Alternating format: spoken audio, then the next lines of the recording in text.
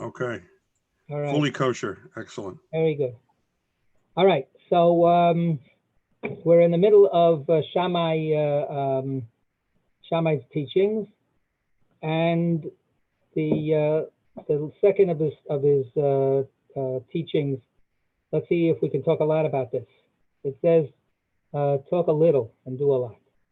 So let's talk this to death. Does anybody have any particular bon mots to share on this particular issue? Yeah, Bill. Just I was struck by how, this is going to sound silly, how humane this these three teachings of Shammai is. I mean, having what I take to be a reputation as something of a hard-nosed guy. There's a story about the Gentile who comes to him and Hillel, and he sends him away because he just can't be bothered. Welcome everyone with grace. That's Ramesh. Yeah, you're moving ahead. Yeah. Say little and do much sounds very Hillelian. The first one could go either way. Shapiro translated as discipline yourself to study wisdom. But in any case, he's talking about wisdom and not about being hard nosed about anything else. So I'm not ready to change my opinion about Shammai quite yet. But this is certainly shedding a new light on my understanding of him. And you have no idea what Shammai's opinion was of you. None whatsoever. That's right. So it's mutual. Probably a good thing. Right. Yeah, Sarita. We're on Mishnah 15, and we're in the middle of Shammai's three teachings: say little and do much. So two things occurred to me. One is sort of along with Maimonides about a higher mitzvah is when you do something and you don't claim credit for it, so you do it anonymously. So that's one thing that occurred to me. The other thing was about a pattern where somebody might be telling everybody, I'm going to do this, I'm going to do this, I'm going to do this, and then they never actually do it. Right. So just do it and don't say you're going to do it. So those were the two things that occurred to me. Right. So yeah, anybody else? Lynn, you made it. So yeah, the commentators present that characteristic of saying little and doing a lot.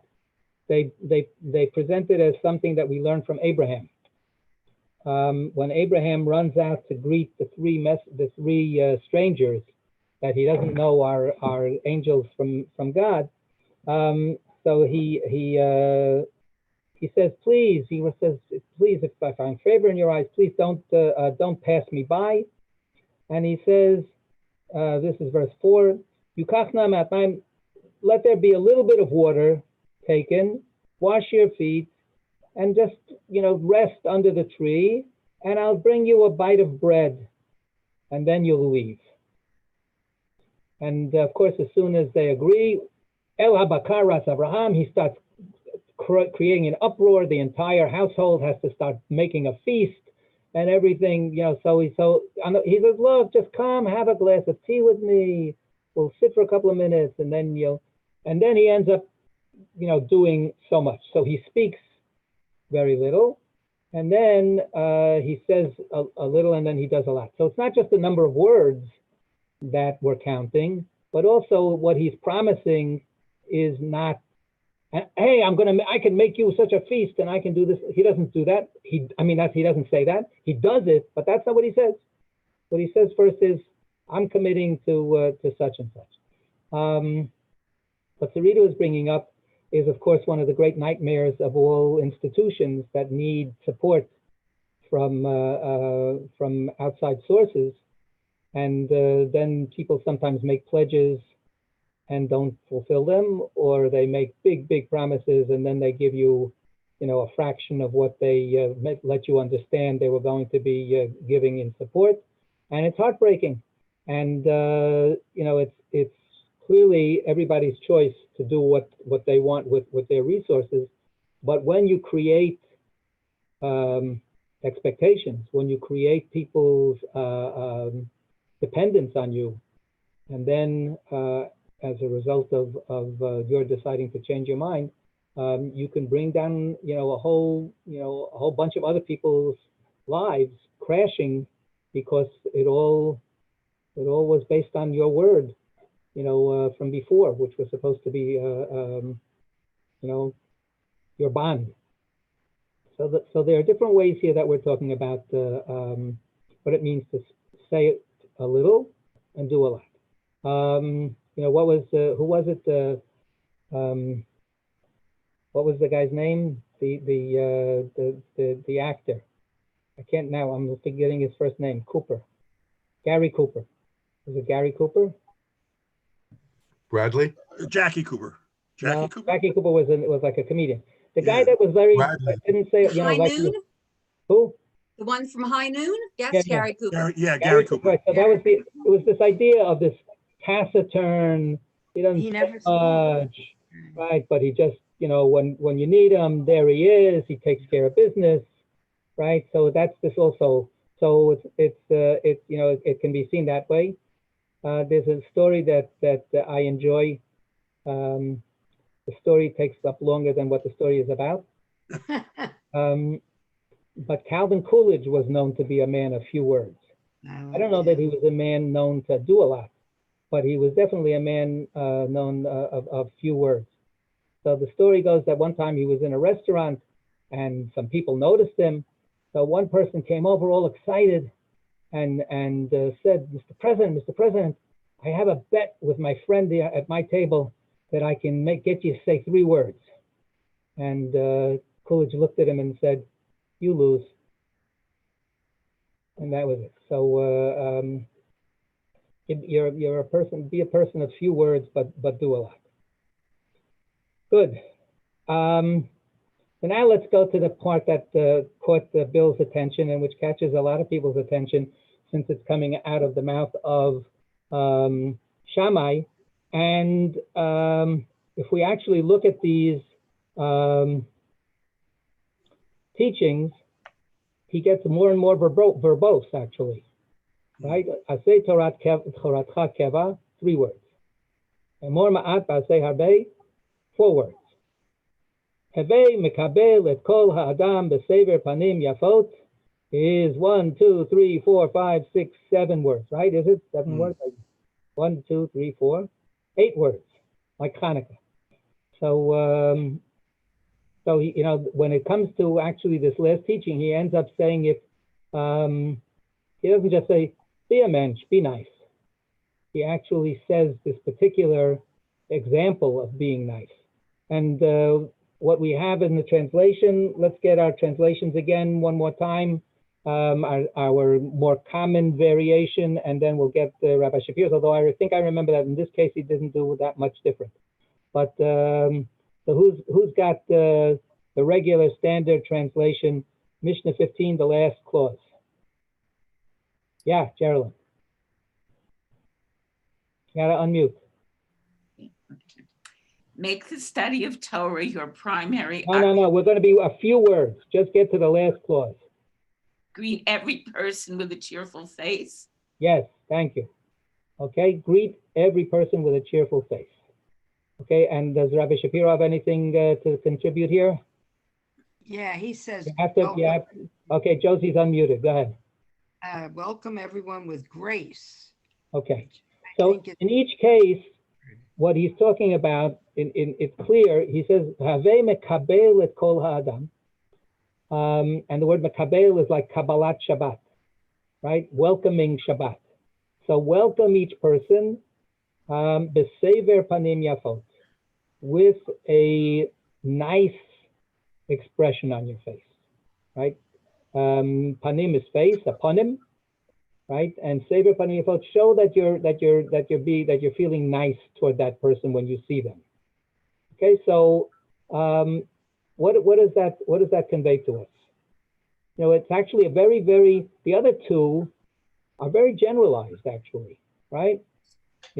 Make time for Torah, make it a routine. Don't say too much, do a lot. Those are very general. Now he's talking about one very specific moment of experience. When you see a person, when you encounter a person, greet them in a certain way. So what's that all about? He doesn't talk about, you should just always be talking nicely. He's talking about the greeting, right? The first moment of encounter. So why is he emphasizing that? Josie?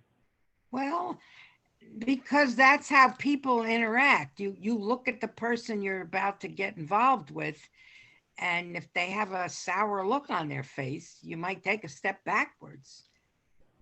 And it's like an instinct, like, how is this person feeling about me or about today or whatever you're involved with? But it's important. Okay, yeah, Geraldine.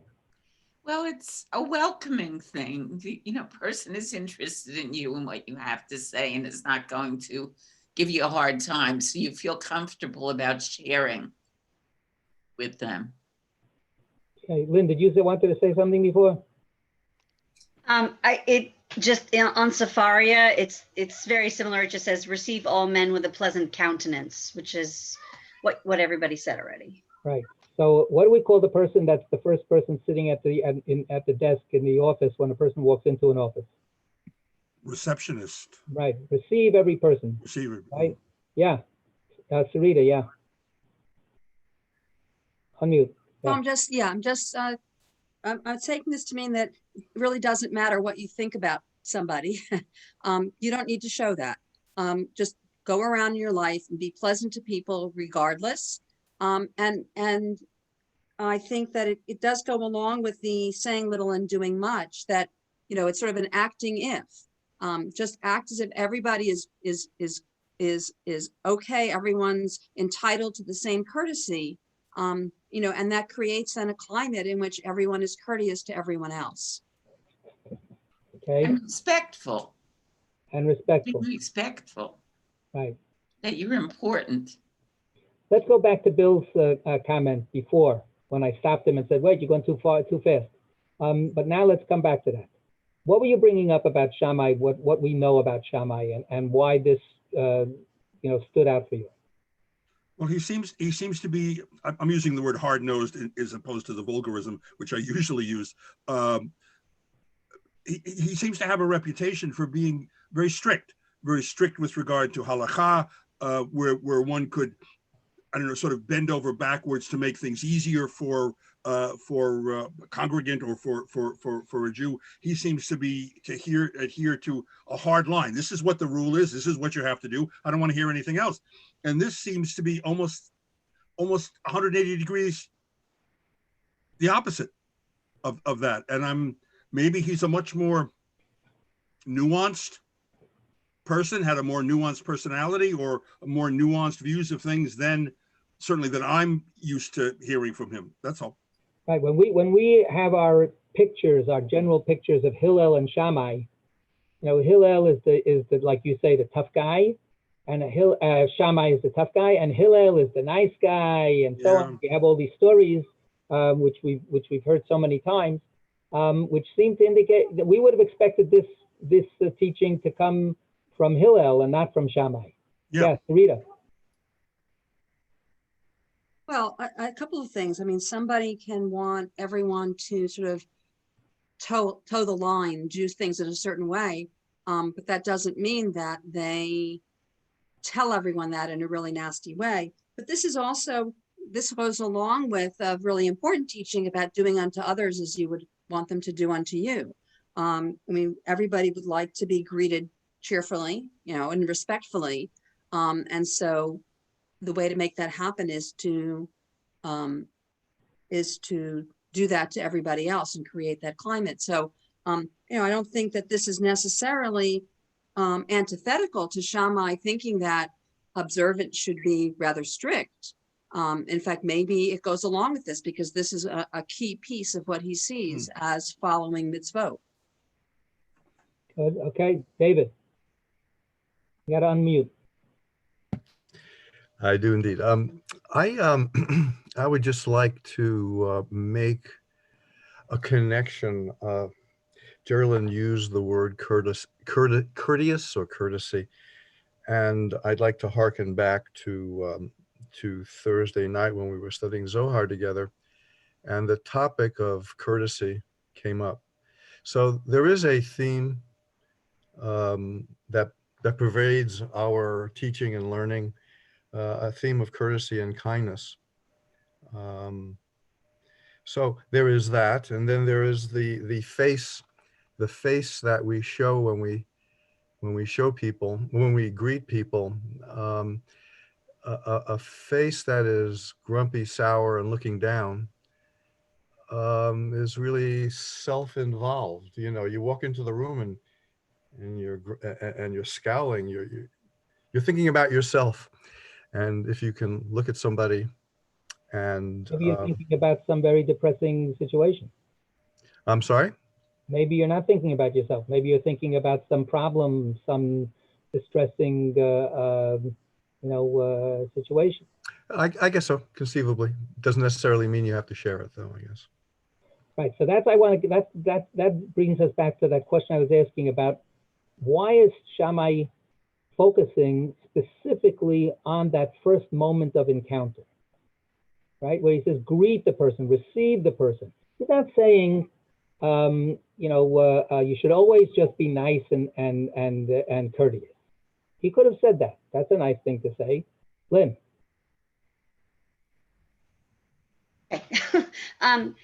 There's a lot in what we've read previously about bringing people to the Torah and sharing, and you're not going to be able to do that if you start off on the wrong foot with someone. So it's sort of like starting off on the right foot so that doors can be open later to bring people to Torah, and also to not, I guess in the ancient world, there was a lot of us and them, and you want everyone to feel good about everybody else, even if they're different. Even if you can't bring them to Torah, you want them to acknowledge you as worthy and a good group of people. You're being judged, I guess. So we have a bunch of hands here. Okay, so we'll do Josie, John, then Adam. I'm thinking of the few times I've been in a church where there's always a moment where the pastor says, turn around and greet the person in back of you or next to you. And I always thought that was a very nice custom, especially if you're a stranger in these places, which, I was. Okay, John. I always find that excruciating in church, by the way, but that's another story. I'm wondering if, it seems like not completely divorced from Shammai to me, because my impression of him is he's a little bit about like, you have to be a serious student to study Torah, and there's sort of an implied, not that you're nothing, but that you should be humble, right? That you should let the masters teach you, and you should not think you know so much. And you could read it that way: be humble. You don't know enough to speak. So speak little, you don't, you have no place being anything but pleasant. There's a way to read it that it's not so touchy-feely, but it does sound humble. It sounds like the idea is to be humble, or not important, I guess, is another way, the negative way of looking at being humble. Okay, Adam? I'm wondering if focus on that first moment of the greeting is a way of suggesting that when you first meet someone, when you first greet someone, you have to have an open mind. You don't know what you're going to be speaking with them about. You don't know what they're about. And that's maybe the way he's suggesting you should approach Torah every time you study it, even if you study it regularly, which he says you should do. Every time you come to it, you should have an open mind and no preconceived notions. Craig. I was going to say something sort of similar. If you think back to the story of Shammai, the man coming to Shammai asking, Shammai greeted, welcome. He didn't keep his door shut. He brought him in and then listened to what he had to say. What he had to say ticked him off, but nonetheless. But I'm also thinking of all the stories we've read during in our Zohar class of the rabbis meeting somebody on the road who looks like a donkey driver or whatever, and they could just poop him, and all of a sudden these magnificent words of Torah come out of his mouth. So you don't know. You don't know who you're actually talking to. So greet the person respectfully. Right. So actually, in the Zohar stories, they don't always succeed in doing that. Sometimes they actually have to get their comeuppance to teach them that lesson again and again. And going back to that Shammai story, the famous story, right, where Hillel gets the last word, of course, or actually the person who they encounter gets the last word in the Talmudic story. The person said, "Can you explain me the whole Torah while I'm standing on one foot?" So the story is that he came to Shammai first, and he said that, and then Shammai said, "Get out of here," and he chased him away. But then when he went to Hillel, Hillel told him the famous teaching: whatever is hateful to you, don't do to anybody else. All the rest is commentary. Now go study. And afterwards, this person said, Hillel's patience brought me under the wings of the Shekhinah, under the wings of the divine presence. And not Shammai's, obviously. And that story is, of course, the famous paradigm story about how Shammai was such a meanie. And how do you reconcile it with this particular teaching? So one way is to say people that don't always practice what they preach. And maybe he was actually telling himself that, but he never was able to actually fully fulfill it. And maybe that's why he kept saying it, because he had to keep reminding himself. One way of looking at it that I've always liked, and that is that this teaching comes after that story. This teaching comes after Shammai learned his lesson. Once he saw how amazingly effective and the beautiful results of Hillel's approach, he adopted that approach. So yes, this is a kind of a Hillelism that Shammai adopted because he was no slouch. He understood, he cared about the same things. So maybe that's what it is. And then I think what Craig is saying is another way to look at it. Who says that Shammai didn't greet him nicely? The greeting could have been very nice, but then he could have been really, ticked off by what the person, was demanding, and then he lost it. Which brings us back to that question: what about that first moment? What's so good about that first moment? So, Lynn said, we have a phrase in English, starting off on the right foot. And Shammai's phrase is starting off with the right face, right? That's the idea. And the face, of course, we don't usually, that's where we actually have to, that's how we meet people, and that's how people meet us, right? We could look each other up and down like that, but really what we're always encountering in Zoom, thank God, we don't have to, actually put on our shoes and do any of that, because all, the focus is on our face. The face is us. And when a person comes into an interview, or when a person first has to go and ask somebody something, when a person encounters somebody they're either they're going to be so afraid they're not going to actually even look at the person in the eye, or they're going to look at that person and wonder how they're being received. And the word receive is really an interesting word. That's the word that is used in the Hebrew, right? And that same word is accept. To receive something is to accept it, right? To welcome Shabbat is to accept Shabbat. I now accept Shabbat upon myself, and I say, okay, Shabbat is now here for me. Even, let's say, in the summertime when the sun hasn't gone down yet, if I pray the prayers of Kabbalat Shabbat, of receiving Shabbat, I've accepted Shabbat from that moment. I've taken Shabbat in at that moment. Shabbat is not just some independent fact. It's somebody that somebody, the Shabbat queen, that I have taken in to my own being. So what Shammai is being telling us is that first moment of encounter is so special, and it's so important. That person is going to look at my face. How do I bring that face to them? So David was saying before, what if there are other things on your mind and you're thinking only about yourself and so on? That's exactly what the face is. The face is the interface with the world and the interface with another human being. That's how we actually make contact with each other. So what Shammai is saying is that that first moment is so, so important. You start off, at least you start off with a clean slate and with simply welcoming a person with goodness. I want to share with you a very beautiful piece of rabbinic teaching. It's in the Gemara, and it's on a verse that is in the end of Genesis, when Jacob is blessing all of his sons. And of course, he loves Joseph so much, and he really goes to town on blessing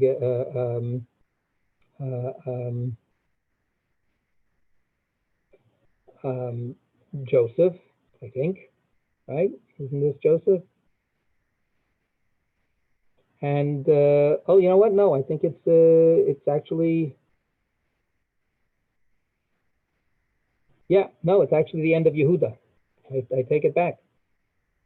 So it goes like this. It says, Chachlili einayim miyayin, uleven shinayim mechalav.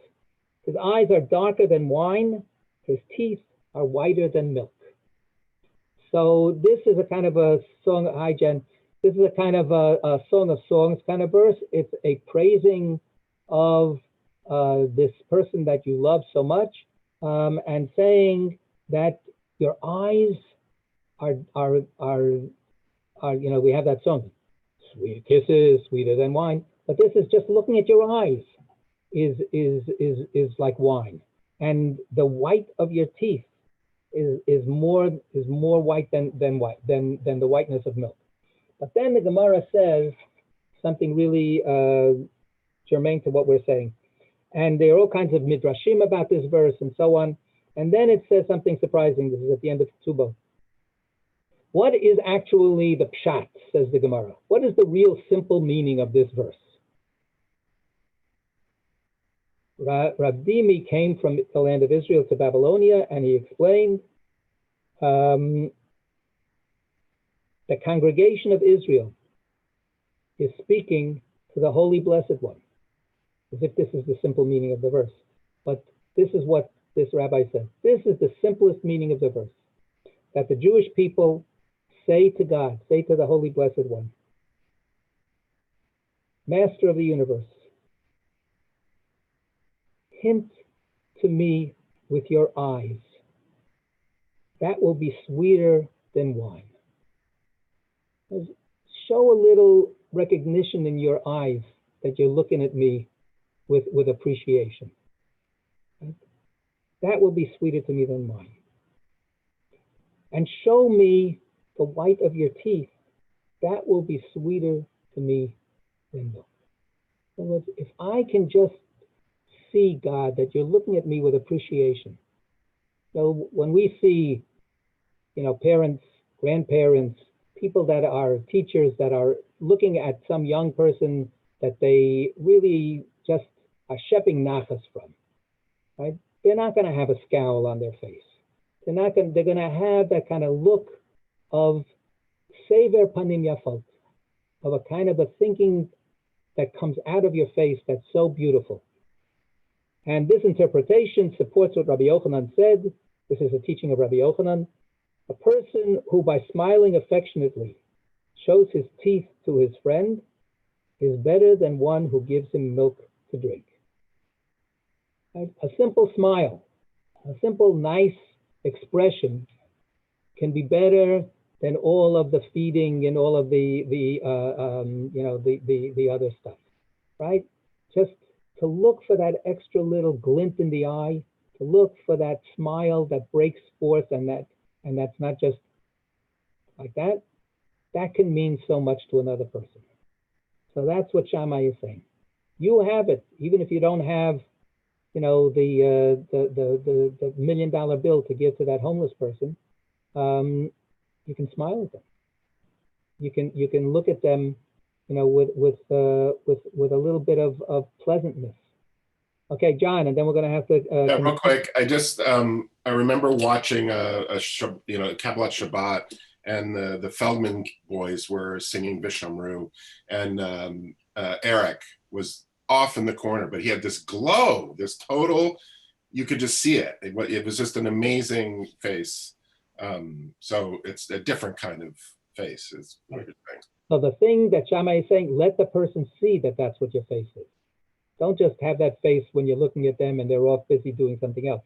Let that person that you're taking pleasure in, and that should be everybody, at least in the beginning, let them see it. All right, I'm gonna close it down. John, you're gonna stop the, what do you call it? And the recording, and I'll see you soon. Thank you. Happy Hanukkah. Chag Sameach, everybody. Thank you, Rabbi. יש כוח, חג אורים שמח.